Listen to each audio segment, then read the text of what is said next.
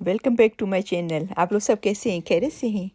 ये chilli garlic noodles बनाने की रेसिपी मैं बता रही हूँ। बहुत ही आसान है, इजीली बन जाती है। तो सबसे पहले नूडल्स को बॉईल करेंगे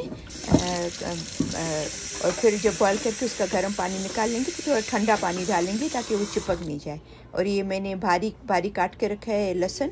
ये तेल के अंदर डालेंगे लहसुन को। जब थोड़ा सा लाइट गोल्डन ब्राउन हो जाएगा लहसुन, इसको इतना भूनेंगे। फिर इसके अंदर चिल्ली गार्लिक सॉस डालेंगे 2 टेबल स्पून।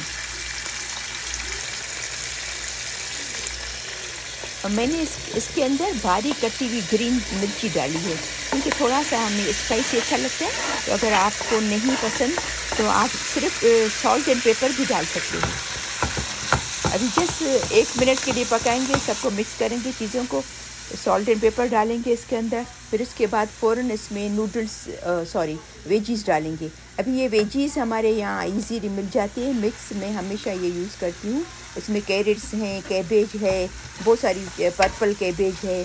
तो अगर आपके पास घर में जो भी वेजीज़ आपको पसंद है वो आप बारीक बारीक काट के आप इसके अंदर डालें और सब मिक्स कर दें, ठीक है। और उसके अंदर मैंने 1 टेबल स्पून जो है वो केचप डाला है, जस्ट 1 टेबल स्पून, थोड़ा सा उसका टेस्ट वो करने के लिए। तो ये आपकी चॉइस है, ठीक है। आप चाहें तो इसको स्किप भी कर सकते हो।